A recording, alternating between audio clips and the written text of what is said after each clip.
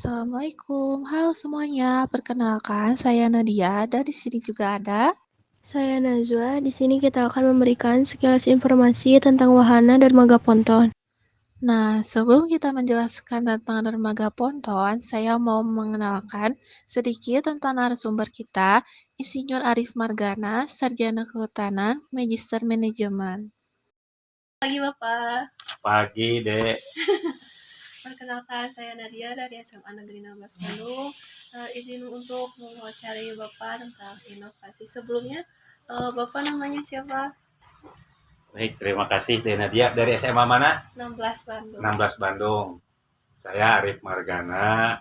Kebetulan sekarang saya berdinas di Perum Perhutani KPH Bandung Selatan. Perum Perhutani ini instansi BUMN yang ditugasi mengelola kawasan hutan di Pulau Jawa dan Madura.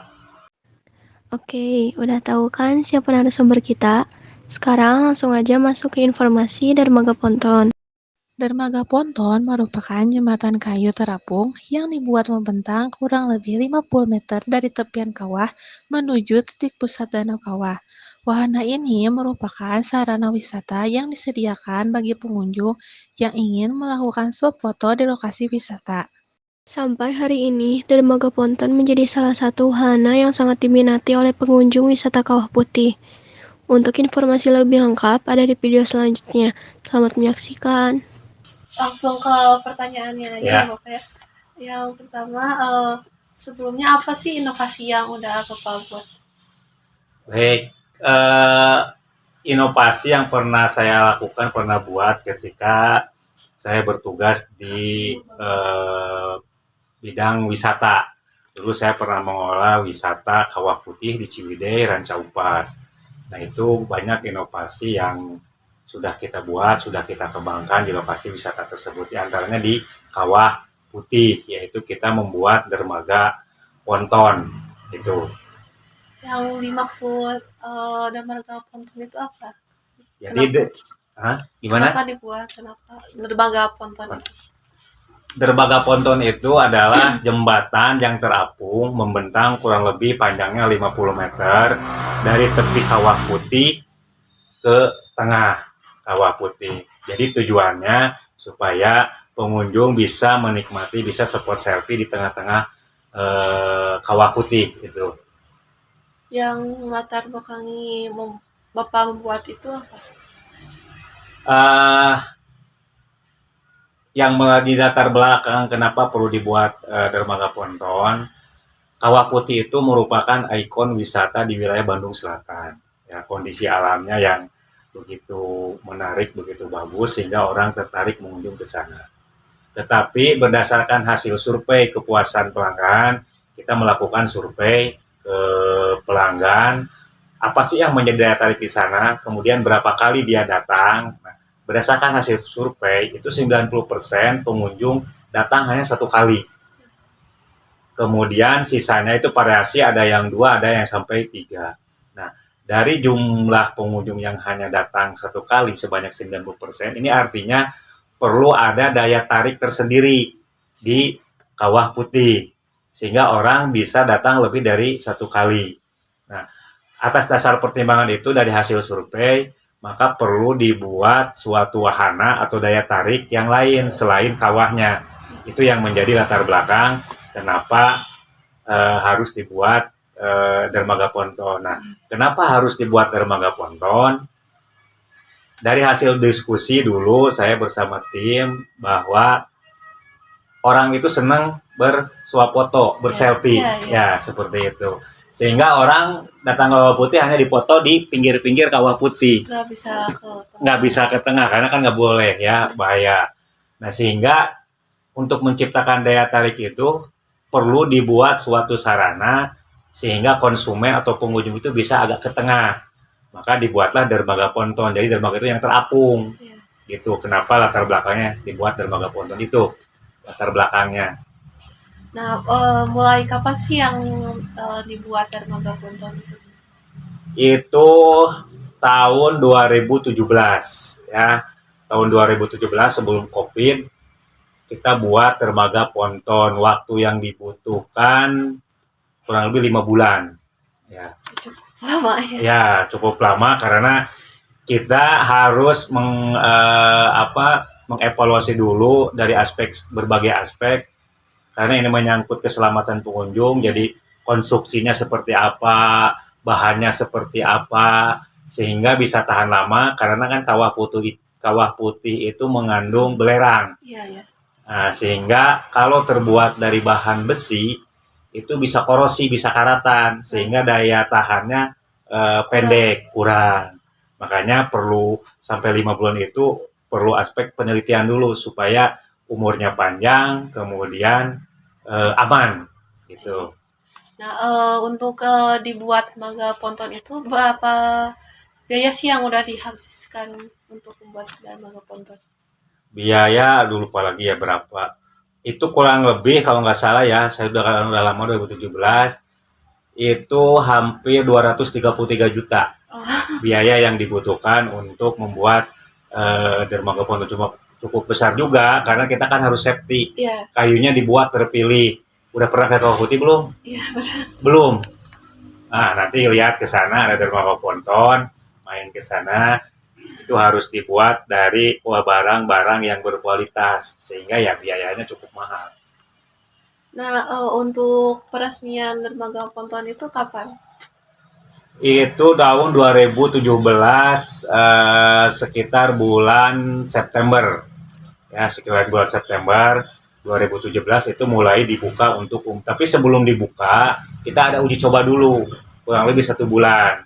Kita uji coba dilakukan oleh internal di perusahaan kami di Perum Perhutani untuk menguji kelayakan. Nah, setelah 1 bulan baru kita launching sekitar bulan September. Di launchingnya dibuka untuk umum. Peresmiannya sama siapa? Peresmiannya dulu sama pimpinan kita oleh kepala divisi regional yang namanya di atas Perhutani KPI itu ada pimpinan saya internal aja. Soft launchingnya, openingnya oleh kepala divisi regional Jawa Barat dan Banten. Nah, tadi kan awal disebutin tujuan di dermaga ponton itu untuk meningkatkan kunjungan wisata. Ya. Nah, untuk hasil sekarang itu dermaga ponton itu bagaimana? Dulu pertama di launching September 2017. Kemudian kita evaluasi ya seperti apa progres kunjungannya. Alhamdulillah itu cukup ada peningkatan signifikan ya. Tahun pertama 6 bulan pertama kita ada peningkatan kurang lebih 10% pengunjung ke Kawah Putih. Itu 6 bulan pertama. 1 tahun ada peningkatan 28% pengunjung. Kemudian tahun kedua ada peningkatan sampai 50%. Nah, jadi peningkatannya pengunjung cukup signifikan. Kemudian kita juga lakukan survei ulang untuk mengetahui frekuensi kunjungan ke Kawah Putih. Ya, kita lakukan survei ulang. Ternyata dari awal pengunjung 90% hanya 1 kali, itu pengunjung yang berkunjung 1 kali berturun. Hasil survei terakhir itu 70% pengunjung 1 kali berkunjung, 30% itu lebih dari 2 kali. Yang awalnya 90% 1 kali kunjungan, sekarang turun jadi 70. Artinya ada peningkatan pengunjung berkunjung ke Kawah Putih lebih dari 1 kali. Nah, itu dampak dari dermaga ponton itu. Nah, itu kan dermaga ponton masuk atau menjorok ke tengah kawah itu kan di pinggir. Nah, untuk dermaga ponton itu apa enggak ngebahayain buat pengunjungnya?